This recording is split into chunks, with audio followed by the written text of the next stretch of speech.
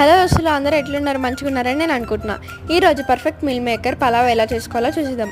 ముందుగా ఒక గిన్నెని తీసుకొని ఆ గిన్నెలో హాట్ వాటర్ ఇంకా మిల్ మేకర్ని 10 to 15 minutes నానబెట్టుకోవాలి. ఆ తర్వాత దాన్ని ఒక బౌల్లోకి తీసి స్క్వీజ్ చేసుకొని ఉప్పు, కారం, పెరుగు వేసుకొని కలుపుకొని పక్కకు పెట్టుకోవాలి. ఒక గిన్నెలోకి బాస్మతి రైస్ ఇంకా వాటర్ని వేసుకొని పక్కకు పెట్టుకోవాలి.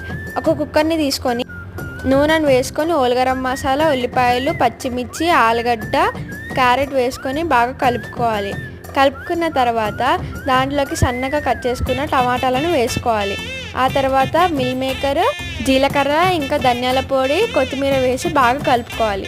కలుపుకున్న తర్వాత దాంట్లోకి ఉప్పు, కారం వేసుకొని బాగా కలుపుకోవాలి. ఆ తర్వాత దాంట్లోకి బాస్మతి రైస్ వేసుకొని బాగా కలుపుకున్న తర్వాత తగినంత వాటర్ని పోసుకొని హై ఫ్లేమ్లో పెట్టుకొని 2-3 విజిల్స్ వచ్చేంత వరకు ఆగాలి. అంతే, మన easy meal maker pulao ready. Video నచ్చితే do like, share and subscribe.